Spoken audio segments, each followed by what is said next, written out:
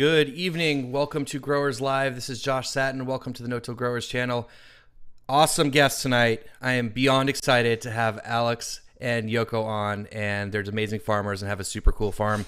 But before we get into that, just a couple of announcements. Upcoming shows. You guys remember we're doing this every other Tuesday night at 8 o'clock Eastern. We have Claire Coleman from Four Season Farm. That's Ellie Coleman's daughter. She'll be on in 2 weeks on September 15th. And then Cliff Davis from Pig and Leaf will be on the 29th. So those are the next two guests coming up. I just want to let you guys know about that. Just a reminder about the format of the show. We'll chat for a little while. We'll take questions from our Patreon members. So if you are not Patreon members, please go check out patreon.com/farmerjesse. Some perks on there, but the other great perk is you get to ask questions ahead of time for our guests, which is super cool. And so we'll go through those questions, and then we'll get on to the live questions. So as you guys have questions during the show, feel free to fire them in on the chat, and we'll get to them when we get to them. Hopefully we get to them. So let's get Alex and Yoko in here.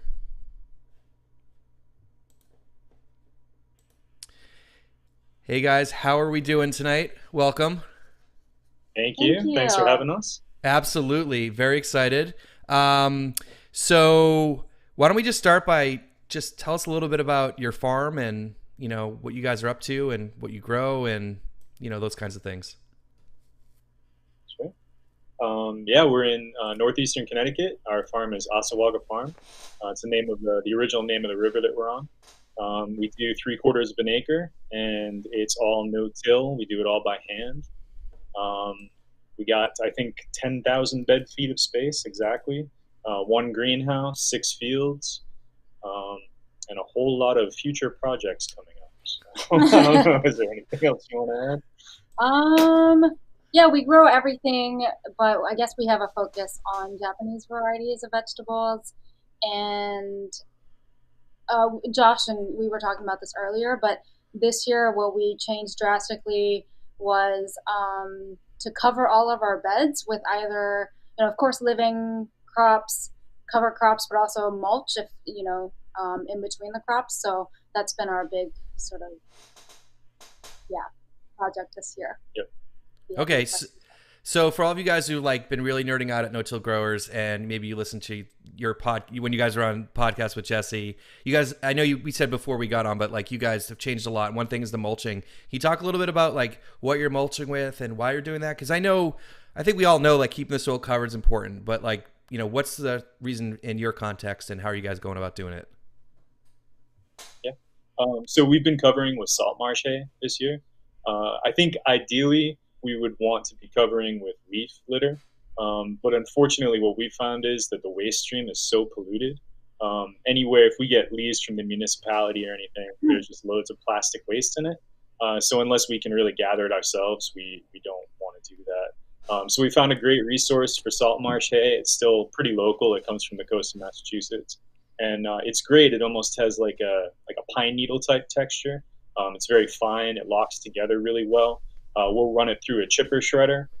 It's got 2 different settings on our chipper shredders, so we can do it either rough or really fine. So depending on if we're doing mulching carrots or mulching transplants, we can kind of change the thickness of it. And the main reason that we do it is just for the soil biology. We don't want to see bare soil on our farm. We have really sandy soil. We want to protect it. We want to keep the soil moisture in. And we've also seen an explosion of biology. Fungal life just loves it. Yeah, it's crazy. Whenever we get a bit of rain, it's just mushrooms coming up all over the farm. When we're peeling it back, there's just mycelium everywhere. It just seems to really increase the life in the soil, which we love. And I can't imagine not mulching, even though it's totally been a huge task this year on top of everything else. Yeah, I would also add that it definitely addresses some of the sort of climate change,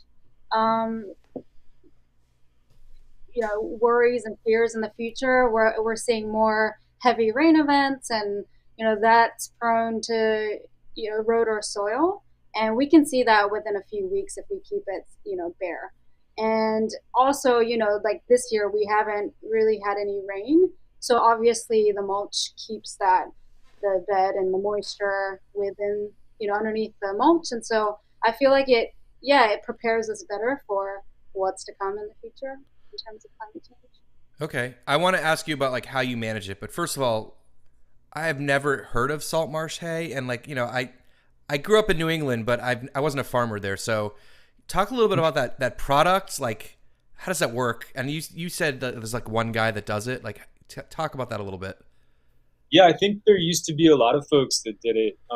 So ours, we get up on like the Cape Ann area, north of Boston, which is actually where I grew up. And that's like where my mom comes from. There's big salt marsh flats, and during parts of the year, you can actually go out and drive your tractor on it and harvest it. But one of the really nice things about it is because it is saltwater species. There's no They need the salt water to germinate the seeds. So any seeds that are locked up in there, they don't necessarily germinate, or if they do, they don't have what they need to survive here. So it's instead of getting hay that might be loaded with weed seeds, we really haven't had any problems at all putting it straight down. I think I think it can be controversial to some people because marshland is really precious, and there's less and less of it, and if it's not managed properly, there's maybe over harvesting. Um, this guy that we get it from, he takes it from one spot every, what is it, 3 years? Yeah, he rotates. He has, I He think, has a like couple hundred couple, acres that he can. I think he kind of absorbed old family operations, and he's an old timer himself, so he doesn't have to be hitting the same piece over and over and over. He's yeah, got his own rotation down, and I think it's a lot more ecologically friendly than it used to be in the past. yeah. It's kind of like peat moss in your potting mix. We all use it. There's a finite amount, but I feel like if it's done sustainably, And like I it's said, in the worth it. future, we do want to transition to a lot more leaves. That's what's around us. We have hardwood forests all around us. We don't necessarily want to be taking those leaves out of the forest because we care about the forest health as well.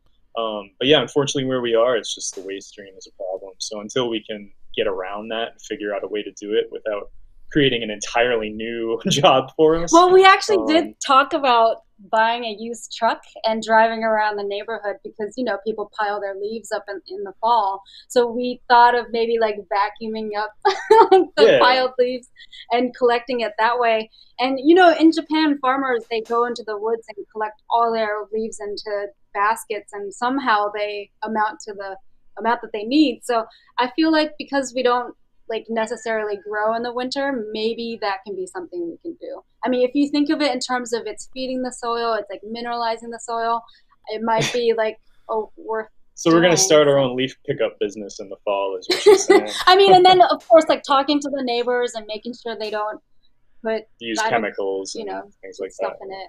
So at least that's guaranteed like we won't see bad stuff in it. Okay. That's awesome. I've never heard of salt marsh hay and anyone using it to mulch with. So let's talk about, I think one of the sticking points with mulching beds is how do you actually do it, right? Because if you're trying to direct seed into it or transplant or prepare the beds, if you need to amend them in between plantings, like what's your strategy look like for that? Yeah, so this is like totally new to us. So it's been this season has just been us experimenting, trying out different things. Um, so like I guess the most straightforward way we prep a bed is to rake the mulch off the bed. And currently we're mineralizing too, so we're adding, trace minerals and balancing some of the macro minerals. So like the macronutrients. So we definitely have to access the soil in order to get those minerals worked in. So in that case, we definitely rake the mulch off first, and then add what broad fork it first, and then we add the minerals, nutrients, whatever maybe fertilizer we're using, and then is that it? And then we cover it back up. Yeah. Yeah. Yeah, so we don't till, obviously, so it's harder for us to mix things evenly into our soil. That's actually been a problem that we've run up against. But what we're doing now is with that broad forking step, we just open up all those channels. We might do it every foot. I might even do it tighter. I think I have one that has 9-inch tines. And then with all those channels open, then we start doing the amendments. So not everything is sitting just on the surface. It's kind of filtering down into it. And then we don't even really bother raking it or anything. We just kind of put the mulch back on it. And just to give an example, so the beds that we had our garlic in had a really thick cap of salt marsh hay on them. And we've been prepping those and planting some of our fall greens in the past week or so. We did spinach the other day, and raking that off, broad forking it, 100-foot bed, mineralizing, fertilizing. We've also been adding some gypsum and it's potassium sulfate.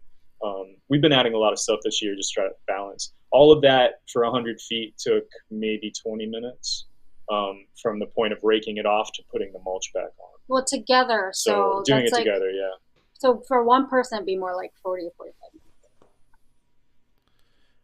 Okay, so then with transplanting, you guys will pull the mulch back over and then transplant through it, or is it the other way around? Okay. What about? Yeah, we mulch. Are you doing mostly transplants, or are you doing some direct seeded stuff too? Yeah, we do carrots and turnips and arugula, radishes. We do that with the Jang. We just keep the mulch in the path. We don't rake it back on. Yeah. Yeah. Okay, so for the direct seeded stuff, you just leave it in the walkways. Yeah. Okay, that was like, how are you supposed to direct seed like arugula or carrots or something? Put it back on. Okay, yeah. People always say to me like, "Go ahead." Sorry. Oh, I was just gonna say that eliminated our paper pot though, so we can't use the paper pot anymore. It is really hard to mulch after the fact. So if you have like tiny little transplants and you're trying to mulch it, it's going to take forever. So it's better to plant into mulch rather than doing it after. Cool. Okay. And then you guys have stopped using the paper pot because of all this, or were you guys kind of on the fence beforehand, anyways? I guess there's like other reasons, but the biggest reason is because the other reason was the cover cropping. We do a lot of cover crops, and so with the debris in there and all the roots still in the soil, it's just not workable. Yeah, since it's just the two of us, we thought that the paper pot was going to revolutionize our farm. We went to Japan. We bought it at this little agricultural store out in the countryside. We brought it back through like the busiest train station in the world. We brought it back on the plane. We were so excited about it. And it worked great at first, because I think the soil was still like, it didn't have a lot of debris in it or roots from like the previous year. So if the bed was prepped, perfectly, that thing was just amazing. Yeah. I mean, it would cut. If you're doing deep compost or you're using a tilther, if you're prepping and having a perfect seed bed, it works. We also really don't like the fact that the cells are so small, so you have to transplant things when they're really small. Like, there's a lot of drawbacks for us. But when you have roots in the bed, like say we have a broccoli bed and we cut it off at the soil surface and you try to drag that thing through it, you can't. It's impossible. And you just end up swearing a lot, wanting to throw it in the garbage. So, it takes us longer to transplant stuff, but less cursing. Less cursing, less blood pressure. There's like little things. If you don't get 100% germination on the paper pot, then you're having to go through and plant those missing spots. So you're kind of that takes up a little more time too. So it's not all. I understand all those points. I've not had a paper pot, and every time I've thought about it, I'm just like, I'm trying to be better. Changing my techniques to leaving roots in the ground and all that stuff that I think a lot of us are doing. And I can't even imagine trying to pull a paper pot through there most of the time. There's so much stuff going. There's residue, and I think for some farmers it works perfectly in their systems. And I think there's a lot of people that try it and they're like, this doesn't work for me. So, it is what it is. What kind of, so I don't know if you guys mentioned this, where are you guys located? And I want you to talk a little bit about, the kind of crops you grow, especially with your background and, what you guys specialize in and stuff like that. Sure. Well, we're in northeastern Connecticut. We're just about an hour southwest of Boston, maybe about half an hour from Providence, 45 minutes from Hartford. We're just like, I can throw a rock into Rhode Island from where we are. We're just a few seconds down the road. So really up in the corner there. And as far as crops, like the Japanese varieties and everything. Yeah. Yeah, Say anything about it? so when it comes to things like eggplants and peppers, some tomatoes too, we definitely focus heavily on Japanese varieties. Just because, we were these new farmers coming into these markets, and we wanted to bring something a little bit different. And so that worked out really well. But, with the pandemic, we actually completely changed our marketing. Not completely, but we dropped one of our markets in Boston and decided to start a farm stand here. So that was a really big change in terms of, like, obviously what people are kind of familiar with or like looking for. Especially because around here, a lot of people have gardens, so it's not like your tomatoes and peppers and eggplants really move as fast as, at a farmer's market, In and the other city. things too. So we have to like drastically change our crop plan for next year because, we had obviously dialed in our crop plan to reflect the two markets that we were selling at, the demand there. Um, but we'll continue. We'll definitely continue growing Japanese varieties. That's things like maybe komatsuna or something. We might obviously grow a little bit less of. It doesn't sell that well here, but I feel like it also takes some time to develop that demand locally. So Okay, you guys still selling in Brookline?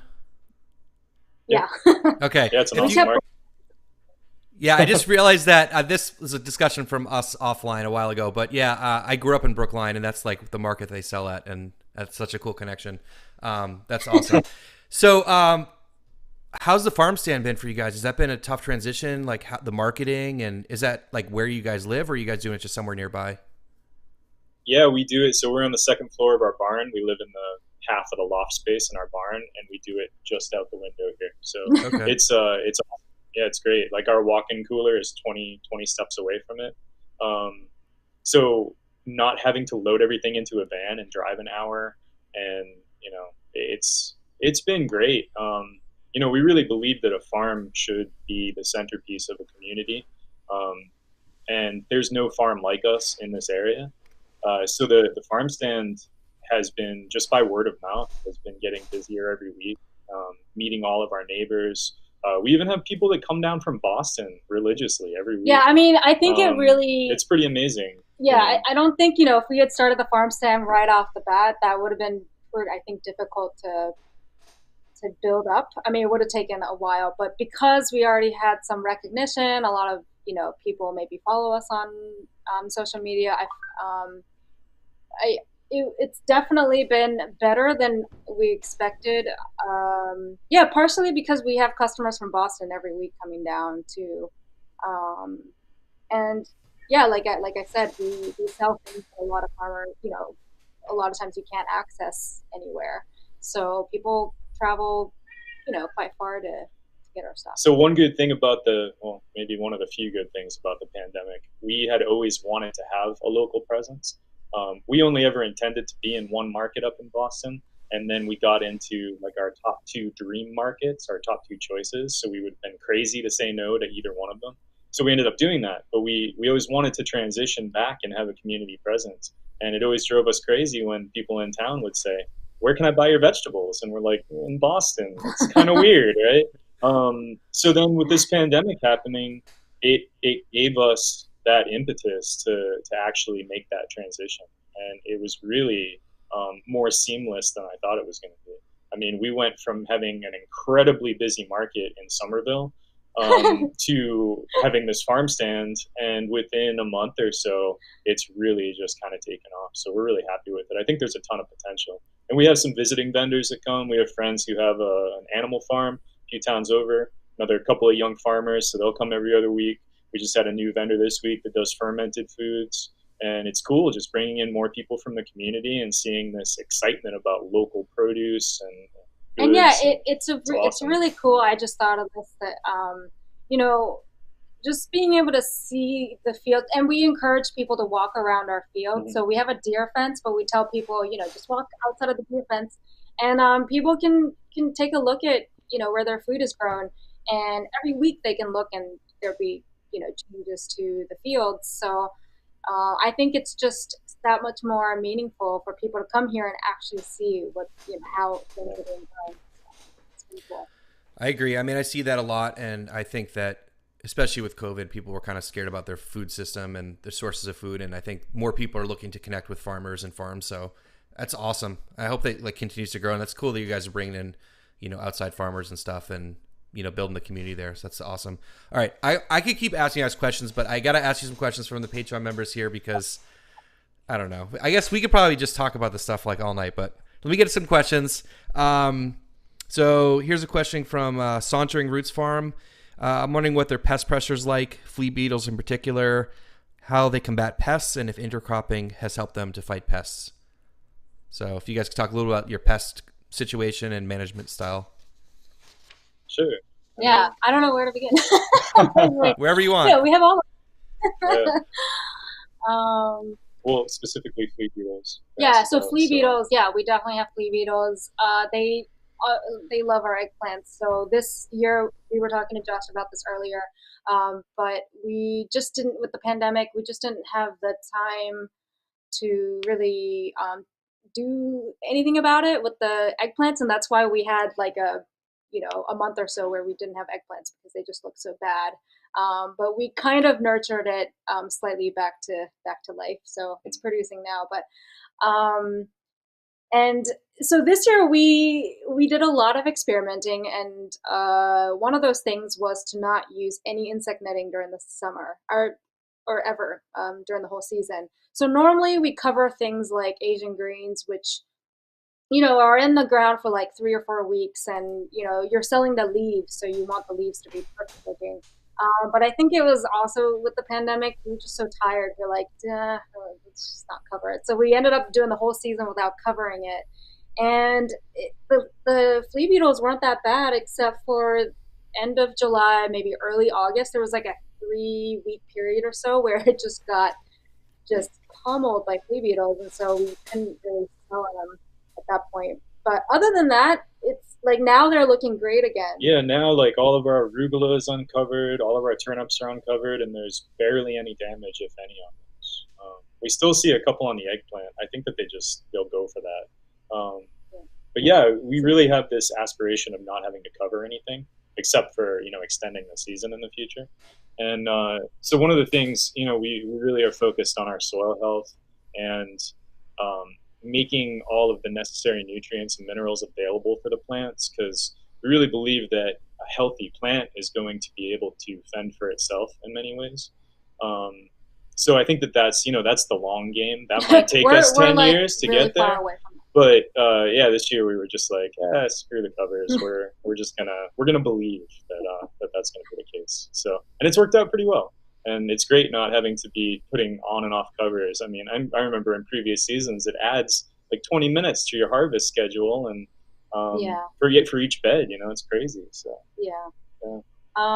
So and then other things. Okay, we have really bad.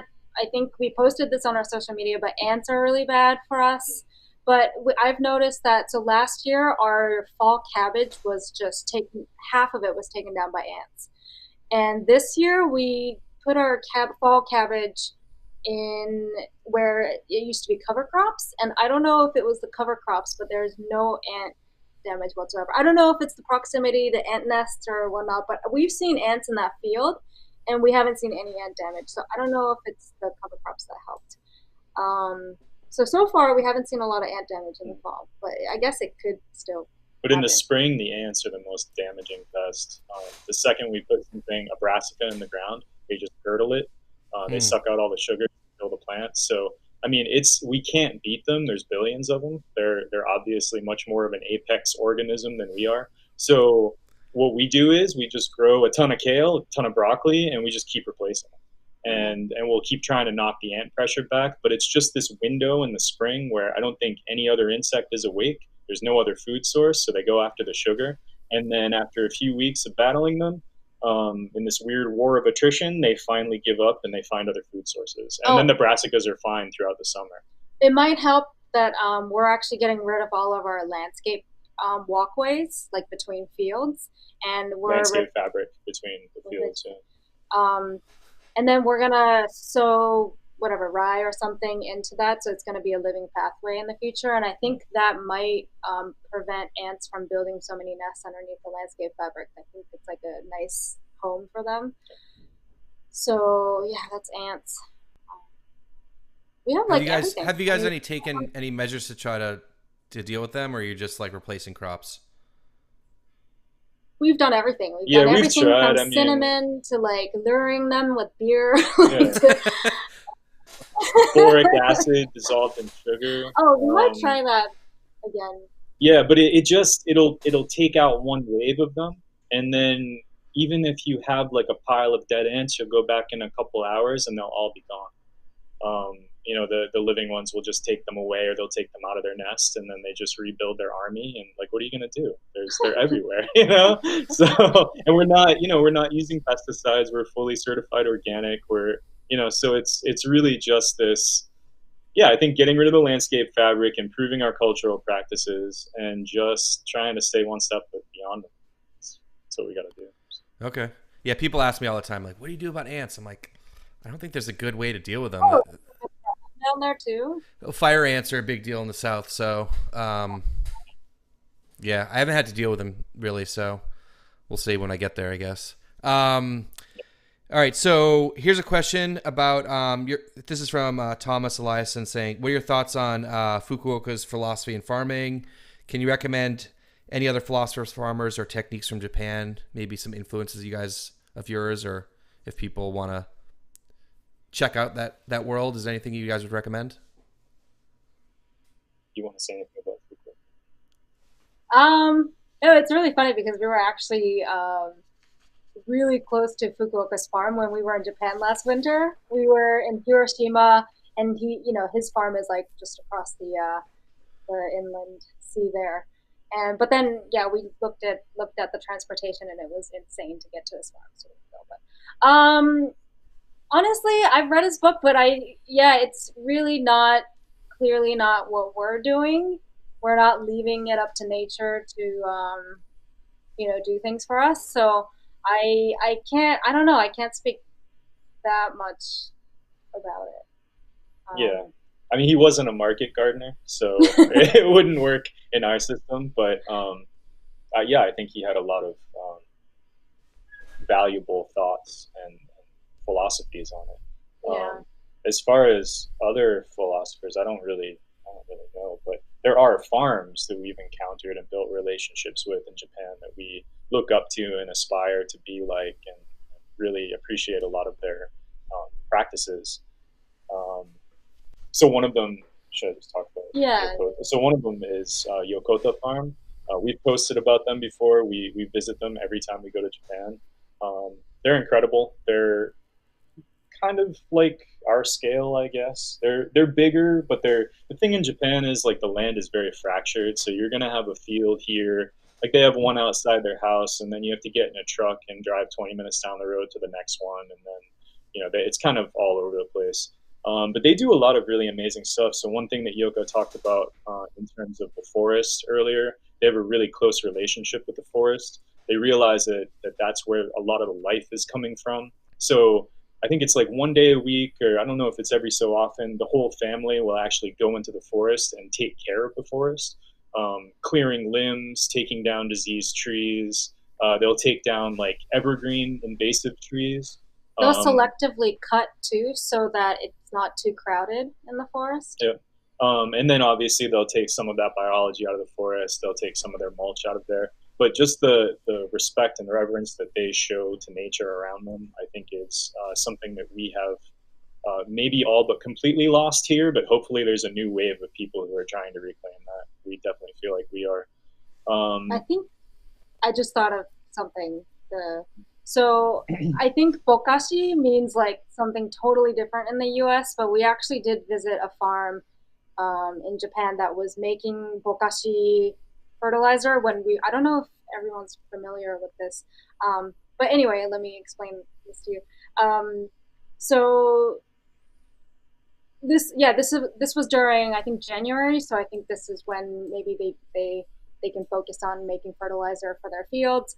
But what they do is they go out into nearby forest and grab a sample of the native uh, culture there, and then they bring it back. They add a ton of different things in it, and they kind of I guess there's like both open air and what do you call it? Aerobic and Aerobic anaerobic. and aerobic.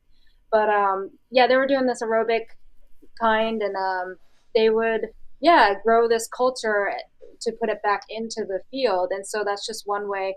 That it just kind of reminds me of, I guess, Korean natural farming, where you take the So culture. Brian O'Hara would be the, Yeah. So I think that like forms of KNF kind of, I think they're everywhere, but it's not exactly following the KNF method. So that was really cool to see that JNF. happening. Yeah, so they would. I think they spent. Yeah, I think I forget, maybe like a month or so, um, continuously sort of aerating it and turning it over, and then that would become their fertilizer. And that, I guess, that reminds me how a lot of Japanese, organic Japanese farms, they kind of like have to rely on themselves to make their own compost and potting mix and save their own seeds because they can't access like an organic seed company.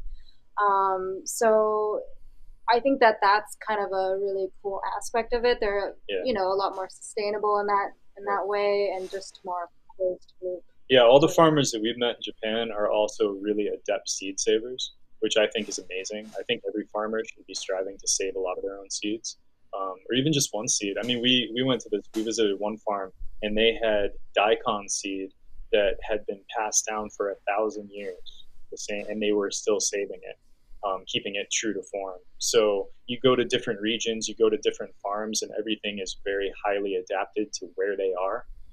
We've brought back some seeds. We've been gifted seeds from our friends Yoko farm, and they are just crazy when you compare it to any of the seeds you get from the organic companies here. They are just so much more vigorous. Like their genetics are just so strong, and I just think that a farmer just makes such a great seed saver, and they have this wealth of knowledge. It's pretty amazing.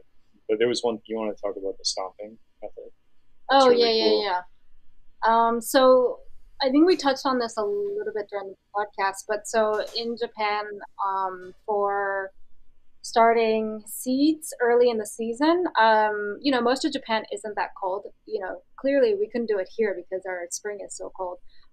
But you know, in well, there are cold places in Japan too. We could But do it in the greenhouse, but anyway. yeah. So what this is called, the I guess translated like a stomping heating method.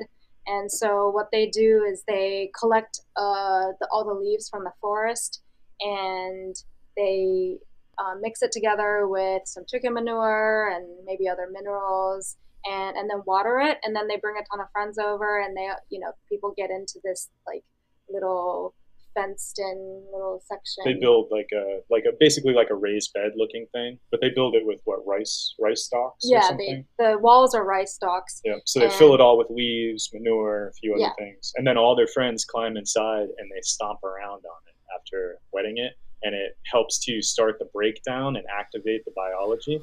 So then you've got this heated bed, and it's like having a heated table basically. Then you can start your trays, and you can put your trays right inside. they do sweet um, potatoes. You can put sweet potatoes in there so that it sprouts, and then you're taking the sprouts and planting it outside.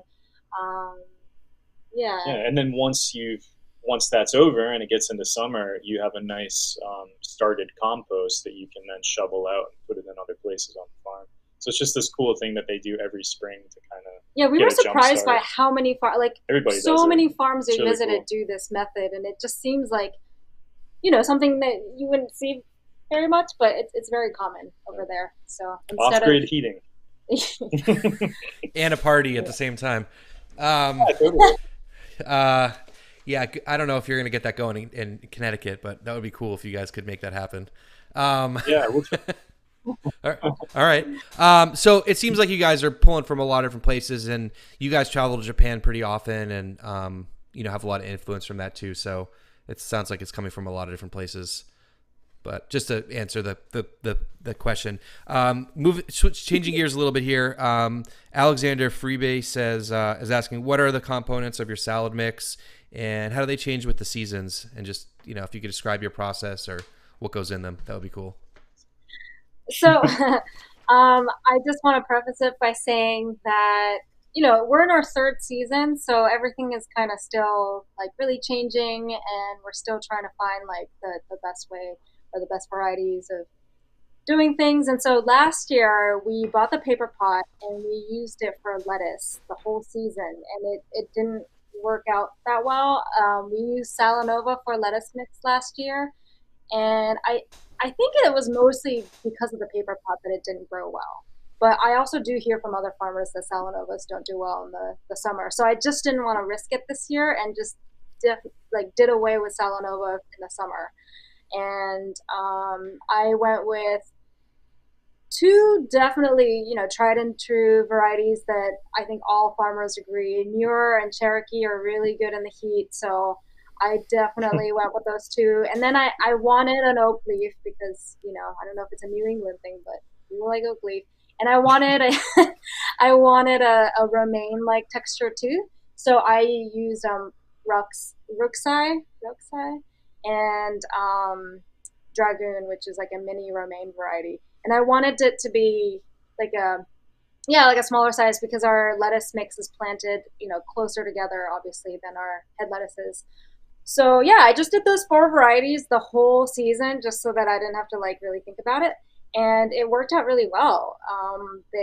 Obviously, Muir is amazing. Cherokee kind of, it tended to bolt a little bit quicker, and it tended to get most bitter most quickly, I feel like.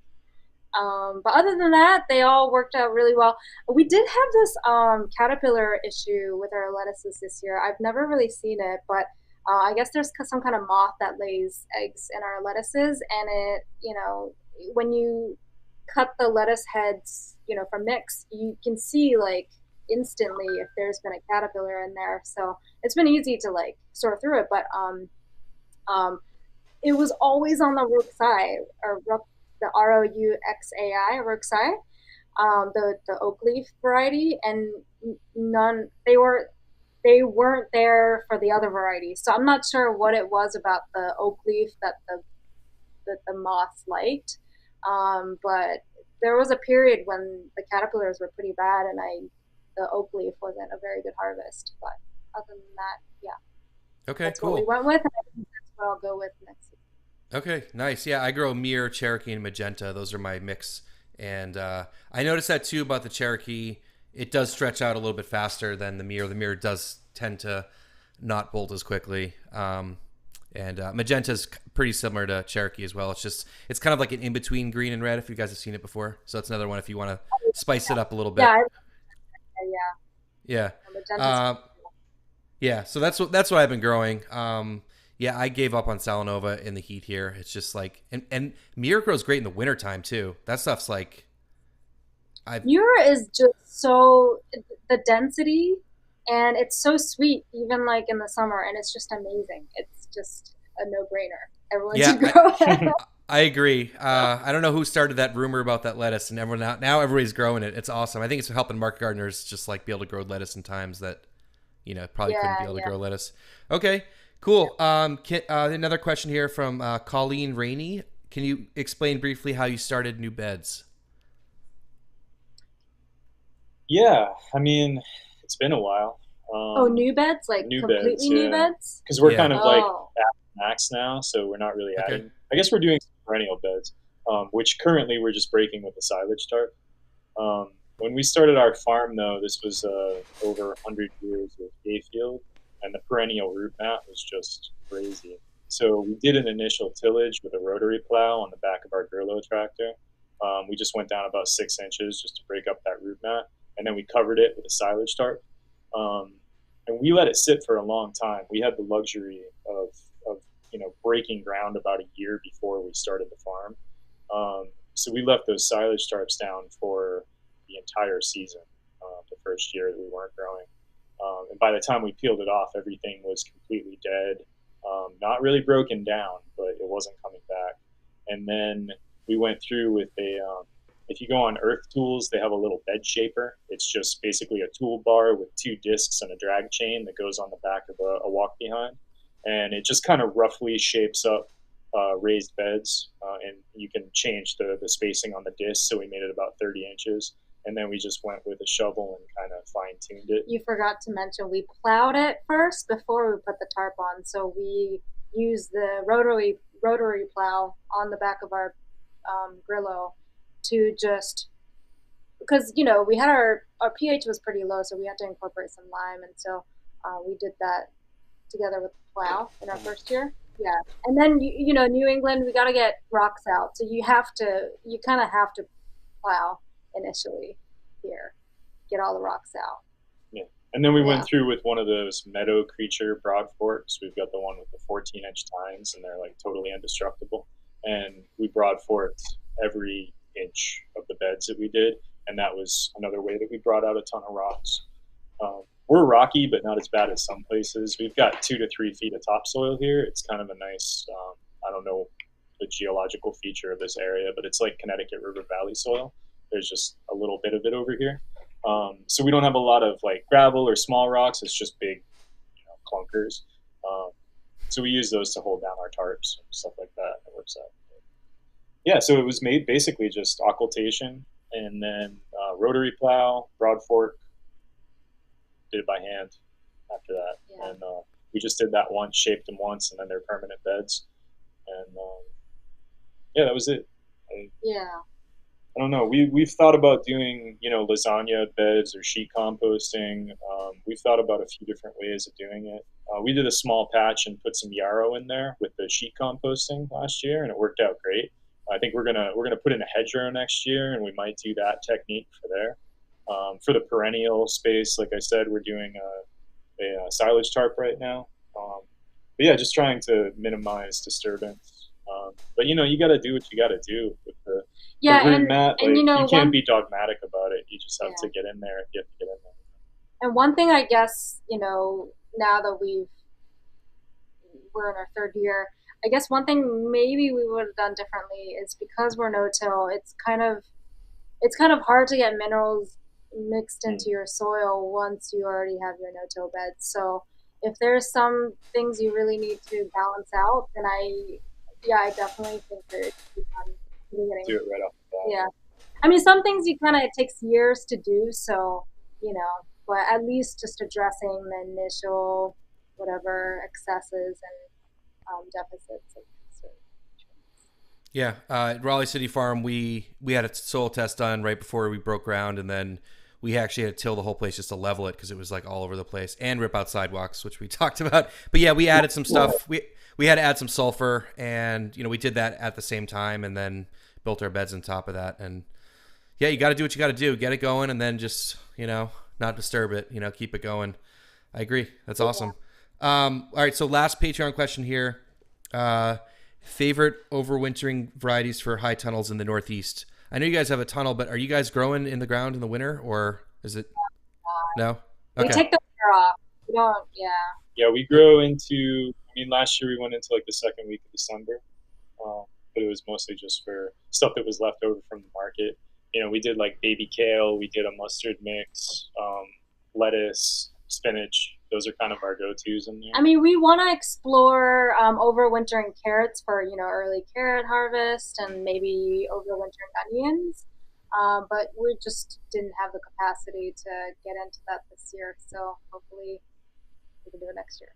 Okay. But yeah, we don't do anything during no, we do stuff in the winter. But we just, our eyes roll back in our heads and we're done for 3 months.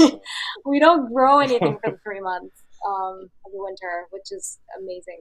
We need that. Yeah, I'd like to get into that routine. I just feel like I'm just suckered into growing because it stays so warm here. So there's pros and cons, right? Cool. And if you guys are watching, please hit the like button if you haven't already. That would be awesome. And just a reminder that, as you guys can see here, the Patreon questions, we're answering those. And so with future guests, if you're interested in getting your questions answered, head over to patreon.com/farmerjesse and make sure you help us out, and we'll help you guys out with all this cool stuff. So anyways, let's get into some questions from the live chat here. Um, Harold Golden says, so many questions, mainly interested in your growing conditions season in your area, and curious about your soil condition and what measures you take to improve tilth and preserve fertility. I think we talked a little bit about some of this stuff. Preserving What's the first part? fertility. It was just interested in the growing conditions and season in your area. You talked about being in Connecticut already. So Yep. basically, what have you guys found to help improve the tilth and preserve fertility in your soil? Right. One one thing. I Can I? mean, well, yeah. So Uh, well, no. One thing that came to my mind was another thing that we did this season that was kind of ballsy was to stop broad forking completely. It wasn't intentional. It was just we were so tired and we just didn't broad fork at all. And then we also didn't fertilize after the initial fertilization. So even if it was like the third crop in the same bed, we didn't fertilize. And so that definitely started showing like signs of maybe under fertilization in crops. And so, at the end of the day, we have sandy soil. It's not like, we have all these nutrients that are held together in our soil. yeah, we have So very well drained and soil. also, So we thought that after like an oats and pea cover crop, that we can not fertile. We can just use the nitrogen that the peas fixed after a cover crop and not fertilize. We did that with pretty much every cover crop. We didn't fertilize before we planted, and that also proved to be not sufficient at our stage. Maybe 5-10 years down the road, we have much better organic matter and just better tilth or whatever, and it won't be necessary. But in our third season, I found that we should fertilize before planting into a cover cropped bed, and then probably before um, each crop, depending on what the crop is. If it's, a lighter crop, then we won't fertilize as much. But what was I yeah, going to say? I don't know. But also, we've resumed our broad forking because, like we were talking about it before. Since we don't till, getting things down through the soil column. Yeah. If it's not a fertigation that we're doing, if it's actual, granular or whatever, that just opens up channels and allows more of it. We feel better about that. Yeah. Because otherwise, it's going to take so long for it to work itself down. Yeah, so now we're back to broad forking all the time, but it's super fast. Like we have permanent beds. We never walk on them. They have like zero compaction. As part of this no-till grant that we're with CT NOFA, they a woman from Mass NOFA came out and did like a bunch of soil tests to determine our characteristics, and she had one of those penetrometers, and she literally, it was like a 3 foot metal rod. She put it in the ground and she just went all the way down to the ground with it. It showed zero all the way down. I mean, that was So one of the reasons why we it's were like, kind of oh, we don't need crazy. a broad fork. Yeah, Like, we don't need a broad fork this year. And it doesn't take much time, but it is still a workout in like if it's in the middle of the summer, yeah, yeah. So But I think it's worth um, it. Yeah, I yeah, definitely yeah. caught Oh, myself not broad forking at the end of my second season on every flip because I was like, I've already done it like two or three times this year, and I get it done a little Yeah, bit faster. And I noticed that like after I noticed on my farm, and I have heavy clay soil, after like halfway through the second season, like the broad fork was just flying through the beds. Like it really wasn't. yeah. It wasn't But you as know what? necessary. yep, Right. There are some beds that are so fluffy that it's like, what's the point? But we come back to the whole, we're still mineralizing our beds. And so we really need the minerals to go and not just collect on the surface of the bed, but some of it to go into the soil column, like Alex said. yeah, So when I think about that, I'm like, okay, we do have to broad fork. yep, And also some of the fertilizer too. Like it does, I feel better if there's a little bit more fertilizer in the soil rather than just on the surface of it. So yep. Okay. And what yeah, kind of fertilizers you guys been using this year? it's been a mix of Yeah, in the past we were using like ProGrow, um, which is just granular blended already, and then this year we've been blending our own. So it's got it's like humates alfalfa and meal, blood meal, bone meal, yeah, kelp meal.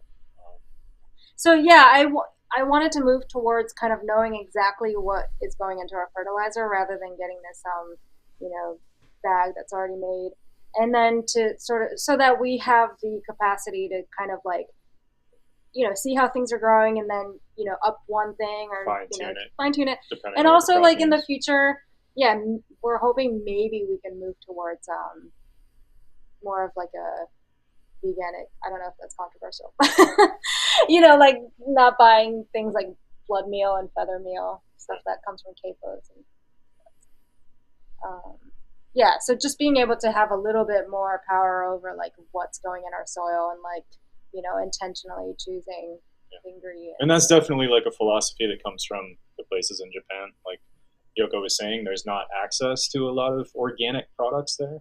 Um, so they make their own, and they take things from their farm and from the surrounding forest. And granted, they have volcanic soils, and the fertility is great to begin with. But that's stuff that we strive for. Is just knowing what we're putting in our soil and having some level of control over it.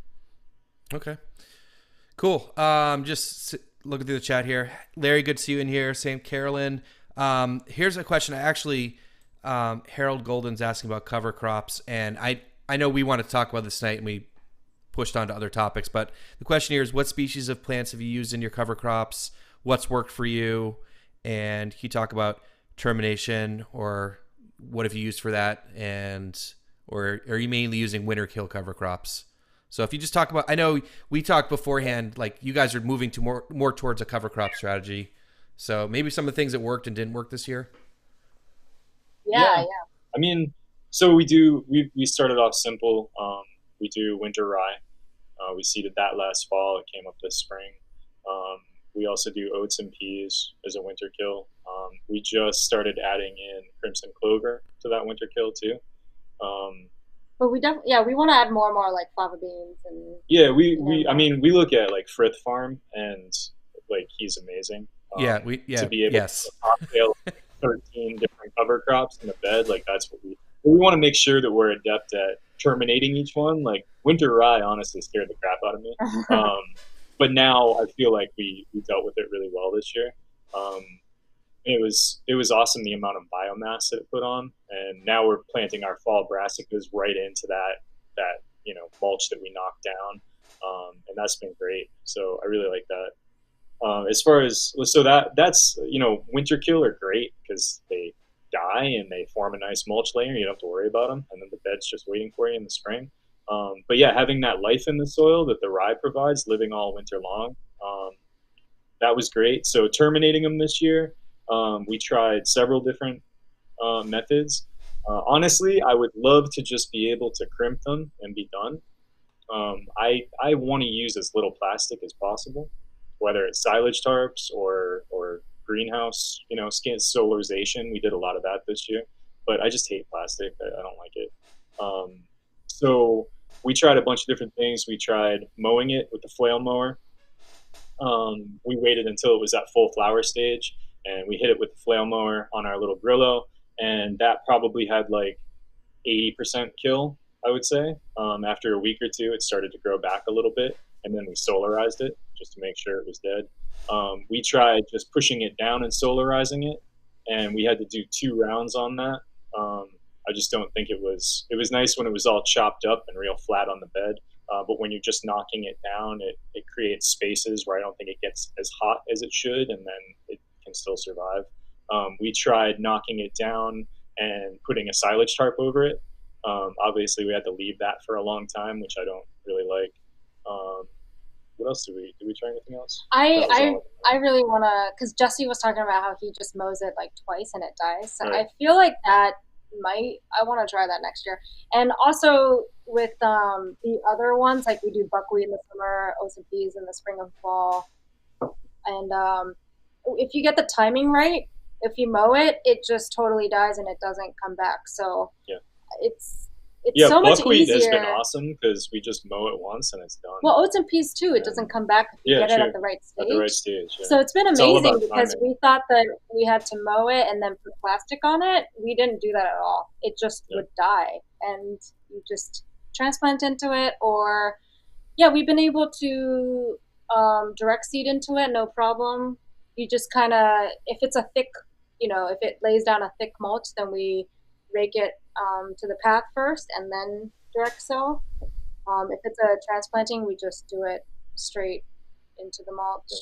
We also, so we use the Jang and we put the double disc opener on it. And I know, I mean, to each his own. We've heard folks say that that doesn't work for them. It's worked really well for us. You know, if the debris is a little too dense, you might have to rake off a little bit. But a lot of those, you can just go right through it, and it just goes right through. Can't really do it with the Earthway, but the Jang does. Yeah, I was like really intrigued by that last no-till podcast about how Daniel Mays uses Earthway because it just doesn't work for us, right? I just don't understand how it works for him because his whole point was like I have debris on the bed and like the Earthway you can push through the debris, but like we can't with the Earthway. It just it collects all of that debris in front of the shoe, and then it eventually stops the front wheel from turning. Whereas the double disc, if it hits something it can't really cut through, it'll just go over it. So yeah, but everybody's condition is different, and I don't think that there's any perfect tools. So everything needs to be modified and worked with, and so that's what works for us. And I like the weight of the Jang too. It just feels like you can just plow through anything. So yeah. All right, I'm a big fan of the Jang too. I can't stand the Earthway. That's just my personal preference, but also because I've knocked it over so many times, it doesn't have a lid on it. That might be it on its own. Oh man, everyone's been there. I feel like. So maybe have you used the Jang for peas? Because I can't find a roller that works well for it. I have to use the Earthway for peas for cover crops, but that's the only thing I absolutely need. Well, we also pre-soak the peas and like inoculate them, and you can't inoculate things in the Jang because it fills up the seed roller. Yeah, but that's the nice thing about the Earthway because you can inoculate your wet seed and transplant. Yeah. But so yeah, the peas do get a little bigger, so the Earthway works. Yeah, I think I just around. Yeah, I think I just use it for beans. I think that's like it. That's like the only thing I pull it out for. Yeah, but hey, if it's working for you, like Daniel swears by it, so he's obviously knows what he's doing. Yeah. Are you guys mainly like cover cropping? What time of year? Or is there like a set rotation or strategy, or are you guys just like we have an empty bed, we don't have anything going in, or are you trying to cover crop over the winter? What's that sort of strategy like for you guys? Well, for this year, I when I was building out our crop plan, I put in every single cover crop that I was putting in. So it was built into our crop plan. But I don't know if that's really necessary there because, obviously I didn't know exactly when things were going to get terminated or the previous crop was going to be finished. So there were windows where like we didn't have anything growing, and it's just like such a missed opportunity. So I was wondering, I don't know if people talk about this, but I mean, do people do like back to back buckwheat or like that? You know what I mean? Like, because the buckwheat was done, and I was like, oh, we can do another round of buckwheat because there's another like 4-week window. So yeah, we try to put cover crops in whenever there's an open window. And now that we've been through the season, I feel like even if there's like a 2-week window, I think it's maybe we'll try to sow something and then just like quickly kill it with a plastic, solarize it to kill it if we need that bed, and just sow it when it opens up, so it's not like on a rigid like calendar when you don't know when things are going to terminate and all that. So okay, and so are you guys still planning doing solarization next year, or like are you continuing doing that, or are you kind of like you kind of sound like you had mixed results about it? Well, it's worked out pretty well. Okay. We solarize crops, so like cash crops, we solarize once they're done. Some things we mow, and we put lettuce, we'll just mow and then we'll cover it for. It only needs like a day, really, in the summer. I just don't like covering big expanses with plastic for too long. It kind of creeps me out. But the solarization, I think we're going to continue doing. Yeah, the solarization for some things, definitely for lettuce, for succulent crops, it can take them out real fast. Yeah, it's really nice actually. It's convenient. Like dill, cilantro, for sure. Yeah. Okay. Yeah, I just been doing like strips of landscape fabric bed by bed, like for baby greens and stuff, and that's been working pretty well. But it takes more time, you know. It'll take a week or two versus a day or two. Yeah. So, um, all right, cool. Manuel M. Wondering how they use compost on the farm. Says on the first episode, Yoko mentioned wanting to use more, but it seems that you guys have changed. I haven't heard anything about compost tonight, so if you guys want to talk about compost stuff, that would be cool. I mean, compost, that's another thing that, we get it from off the farm and we've never been fully happy with it. It's another waste stream that's incredibly polluted, and it might look like the best stuff in the world, and then you get a few rains and you start seeing plastic coming out of it. It's crazy. I mean, the best stuff we've ever gotten is Vermont compost, and you'll still find a little bit of plastic in it. Vermont compost was really clean. It's good. I mean, a lot of the plastic you find is like veggie, stickers, and at least they're organic, so you know what was in it. But that's definitely something like the leaves, where in the future we would like to make our own as much as possible. And I think we've gone from our first 2 seasons, we put a lot of compost on. We were pretty much doing the deep compost, and then this year we put a lot less, and I think we're going to continue to put less and less. And next year we have a million projects next year that we're dreaming of, but we would like to start playing around with building our own compost, which I know is a totally different skill set and everything. But, Well, so this year we put it down once before, at the very beginning of the season, and we didn't add any more to it.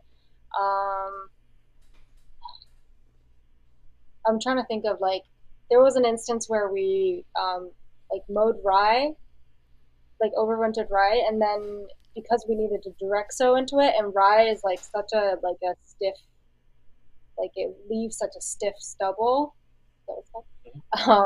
That I thought that the cedar would have a hard time going through it, so we put compost down before we direct sowed into that. So I don't know. Yeah, I feel like maybe the compost helped in that way. So wherever there was rye, yeah, and we needed to do a direct sow, we did that. But other than that, we put it down maybe an inch or so this year before at the very beginning of the season, and that was it.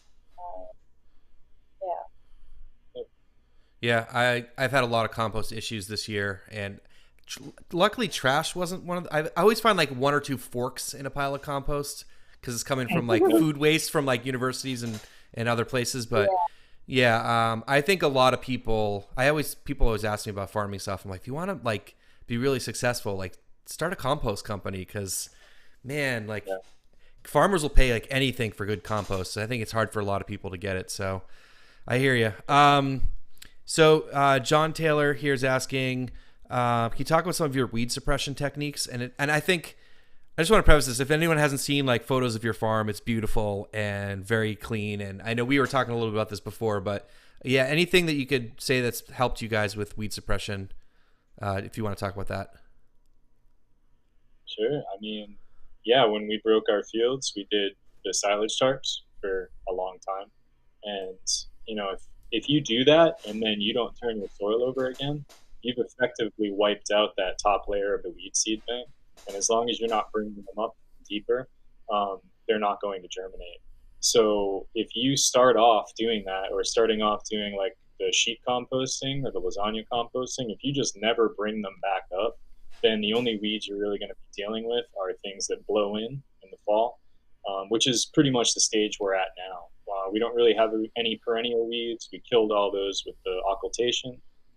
We'll have some things that blow in. We'll have some mullein or some asters that show up. But really, it's only for, in June when things start to green up, you'll have a little burst of them. And we just take them out by hands. And we have a few weeds out there, but we just try to catch them before they go to seed or before they flower. I would add that in our first year, we definitely had a much bigger weed pressure than we have this season. And so you just have to, no matter how busy you are, just your first season, I would just don't let anything go to, as much as you can, just don't let anything go to seed. Just for 1 year, just be extremely dogmatic about it.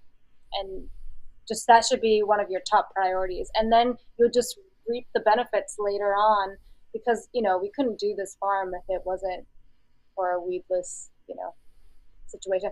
But one more thing is, I mean, I understand the whole like don't till the soil to bring up the wheat seeds, but I feel like we don't. I don't know. I feel like we've exhausted a lot of the seeds, like deeper down too, because whenever we dig up potatoes or something a little more destructive, you think, oh shoot, like you're like really you know moving around the soil, and you think that there be weeds, but there's just no weeds. So I don't know. I don't know. Yeah. Lately, I'm like, where are they? But I yeah, I That's don't know. awesome, guys. I say the same thing because I mean, you guys have seen pictures of like my farm, my other farm too, and I think it looked very similar in that way. And people ask me all the time. I'm like, you get rid of them ahead of time. You don't till, and there really aren't that many weeds. So you can just stay on top of it. I think it's very simple, but I think it's hard for people to hear that a lot because they're already in a situation where it's out of control, and they want a quick Yeah. answer, and that's hard. But it's you got to slow down and restart it sometimes. That's all I have to. And one thing we've gotten really good about this year too is mowing around our farm. So we're kind of in the middle of a field, and I've just been, mowing. I mean, weekly. And back in June, July. Now it's every 2, 3 weeks. Mow like a 15, 20-foot path outside of our deer fence all around our farm, and that just keeps things back a little bit too. So I think that there's less things blowing in, less opportunity for things to go to seed. So just little cultural practice changes, because our first 2 years we didn't do that, and things would go to seed right outside the fence, and then it's like, where are these weeds coming from? Right there. Okay. Yeah. Like, Yeah. just stay All, on it, all along the edges of the field, we would have weeds. Yeah. So yeah. All right, a little observation and reaction there. That's cool. Is there a name for the stomping ritual you guys were talking about? There's a question for. Well, it's kind of long, but humikomi onsho. Okay, everyone got that Should out I? there? I can spell it out, I guess. FUMIKOMIONSHO. I figured it out. All right. Well, there is a name for it. Cool. Let's see here.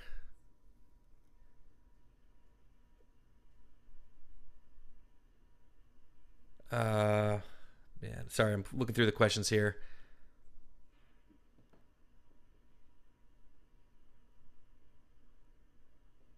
A lot of comments here. I don't see a lot of questions. There's a question about your rye. I think you talked about that.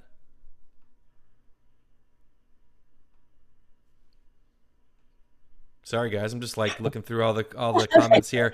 I don't see a ton of questions in here. Oh, the Pharmacy Seeds Network wants you to say that name again slower. Wait, the stopping method? Yeah. Say it slower. So humikomi onsho. I don't know how we can get that over to people, but anyways, yeah, guys, if you have Okay. if you guys have some more questions, fire them in. I think I've gotten through most of the questions here. There was a lot of comments about what people are doing and stuff, but I think if you're in here, you're reading those. Otherwise, we'll just be asking you guys some questions. But someone wants to do the stomping ritual at Raleigh City Farm. Okay, I don't know. I don't know how to spell it. I don't know how to spell it, guys. Sorry. All right, so here are a couple more questions coming in here. I just got to make a joke to fill time, right? Can you mention a little bit about your irrigation practices, like some of the stuff you guys are using for irrigation? Sure. Yeah, one big project this year that we're really excited about. We got a partial grant to do underground irrigation all around our farm. So we put in frost-free hydrants everywhere. We've been tripping over hoses everywhere for our first 2 seasons. So this is awesome, just to be able to go to the corner of a field and flip a lever. We built our own wobbler stands just out of PVC. They cost like $5. Kind of like just strap them to those step-in electrical line posts, so they're super easy to move. Connect everything with garden hoses. We do a little bit of drip tape. We do it in the greenhouse, which is where we grow all our tomatoes. We have 2 fields that we we're supposed to put on drip, but um, we haven't really kept up on that as well as we should. This summer's also been a drought, so a lot of times it's just been better to cover a larger block with wobblers. It's a little less stress on the pump and everything. It's just charging up those drip systems. It uses so much pressure and water. We can run 3 lines of sprinklers, but we can only run a few beds of drip. So it's just an easy way to cool down the farm. But yeah, we'll keep dialing that in. Definitely. You know, there's a lot of crops that we don't want the leaves to be getting wet over and over and over if we can help it. So yeah, we just need to refine it. But yeah, just a little bit of drip. We try to use orchard drip tape just so it'll last longer, a little bit thicker. Um, yeah, Seninger Okay. wobblers, they're great. Yeah. Yeah. Okay. Someone's here is asking about related to irrigation. Saw an Instagram post that you guys talked about a hose siphon and reel combo. That was just Oh yeah. Yeah. yeah, yeah, it's amazing. All it needs is wheels, so we can wheel it everywhere. Because right now we have to lift it up. Um, It's a and Cox reels is the name, COX. It's blue. There's also another one. I forget the company, but they're red. They're probably similar. They're really, high quality, burly construction, pretty heavy duty. yeah, So it's been yeah, amazing for watering your transplants in, and we use it to fertilize. Yeah, additional fertilizer. Or we've also been using EM1 this year, so it's like um, it's what do you call it? Kind of like a compost tea, yeah. It's kind of just a with like a different types of biological cocktail. Yeah. yeah, Can you that explain? and Can you other. explain that contraption that you're talking about? I haven't seen that. At least I don't remember. Oh yeah, it's just like a manual hose reel. You wind it in. It can hold 100 feet of 3/4 inch hose, and then where that connects to the hose that goes to our frost free, we got one of those little hose on siphon injectors. We got it from Haas Tools. You can find them all over the place. Just a really simple little brass connector. Has a little backflow regulator, and then it has a little tube that comes off of it, a little filter on it, so you can just mix up a bucket, stick it in, and you can fertigate. I think it's like a 16-to-1 ratio. So we use that to do, fishing, to do like the EM1, like Yoko was saying. You can inject it into the hose reel. We can inject it into the sprinklers or into the drip tip. Um, it's just a really easy system to fertigate. So Yeah. yeah, it's been working out really well. Very cool. Okay. Um, maybe take a couple more questions here. We're already at 9:15. Let's see. What was the inspiration for the focus on mineralization? Oh, so I attended a bionutrient association workshop, and it was like a 2 day super intensive workshop, which was really interesting because it was all gardeners, and it was just me and one other guy that was a farmer. It wasn't a large group, but I just thought that like farmers could like really you know get something out of this. But yeah, it was I think we hear a lot about the biological side of things often with, compost tea, like Lingam, and um, but there's also this mineral component that I think that I don't know. I felt like in my circles, it wasn't talked about that often, and especially because we live in a region where it rains a lot, and a lot of our nutrients escape our soil on an annual basis. I think it's really important to add minerals and nutrients, and also another thing that doesn't get spoken about is these really trace minerals, like even like molybdenum and selenium and all these things that are required in like tiny, tiny amounts that, help to, you know, like access calcium or something like that, it's like tied into everything else. And so, yeah, that workshop just dove into like everything about minerals and how you get them in and what benefits there are. And I don't know, it was just so eye opening. So that was definitely kind of like a starting off point for me. Yeah, And then, yeah. People can check out the Bionutrient Food Association. Um, yeah, we it's recently really cool. bought a spectrometer and, oh, sorry, a Refractometer. refractometer. those ones that read a bricks, like a bricks reading. So they encourage stuff like that where you can kind of see a snapshot into like how nutritious your vegetables are. And so their whole thing is, the if the plants can access all these different minerals and nutrients, that they be as healthy as possible, and that in turn will be healthy as well. And just understanding how to grow healthy crops. So yeah, it was interesting using the refractometer on our crops. Some did really well, and some were like, oh, not so good. So it's kind of interesting because we'll definitely sort of. I think it's useful when it's used over and over, repeatedly at the same time of the year every year or something like that to see how your crops are, you know, Yeah, see trends. It's like a soil test. yeah, It's and just a different hopefully tool. it's going up and up. Yeah, yeah. We would like to try to quantify, the benefits of no-till, because when we think about it logically, we think about if the soil biology is stronger and there's more access to minerals and nutrients, that the plants would then be stronger and more nutritious. And we can tell people that that's our philosophy or that's our thoughts, but we don't have a way to prove it. So we're trying to, I mean, that Bionutrient Food Association is working on, I guess they have a prototype of a much more sophisticated tool that you can use to actually analyze the makeup of not just seeing a bricks percentage.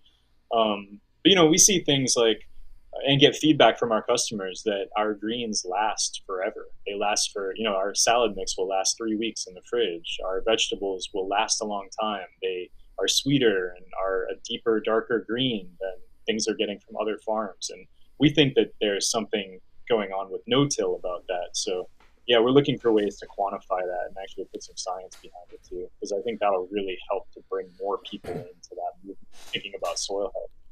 I agree. I think there's a lot more research that has to be done with that. And I think I think a lot of us throw the idea about nutrient density around, but there's not really a metric for it, right? There isn't an easy way to measure that. But I think that a lot of people in the no-till space, like yourselves, and, obviously the no-till part of it, and the bigger part is not using pesticides and keeping the soil biology active, making those nutrients available for the plants. It totally makes a difference. And I know that we don't have a way to measure it, but as you said, I think the plants that have more nutrients, they taste better, they look better, they stay fresh longer. It's the kind of stuff we're all trying to grow. And people know it. I mean, like I was selling to chefs for a while, and they don't care if it's organic or not. They just want the best quality. And they're like, this is better than anything else I can buy. That's what I want. So I think you're right. And I think it would be cool if we had a way to have a metric to measure that and to be able to, market that as well and tell our customers. So I think you're right. I just hope we get there soon. Yep. Yeah. All right, guys. Well, sorry, that was like a little bit of a soapbox I just got on there. But guys, thank you. Thank you so. I guess it is my show, right? But usually it's about the guests, not me. But I think I just wanted to amplify that because I think that's something I've been talking a lot about lately, and I think people are starting to see that. The produce doesn't lie. I mean, as a human, like our taste buds, we know what tastes good. We know what we should be eating. So I agree. Yep. Guys, thank you so much. If anybody doesn't know what you guys are up to, please go check them out on Instagram, Facebook, and their websites. I'll link to them in the description below. But thank you guys so much for coming on tonight, and we'll be in touch. Yeah, thanks for having us. It was fun. Yeah, absolutely, guys. All right, so that wraps it up with Alex and Yoko of Assawaga Farm. Unbelievable farmers, unbelievable people. So happy to have them involved in the no-till community and to have them share their evening with you guys. So thank you so much for watching. I am so glad to be doing this, and we'll see you guys in 2 weeks with Claire Coleman. Don't forget to hit like and subscribe to the channel. See you later. Good night.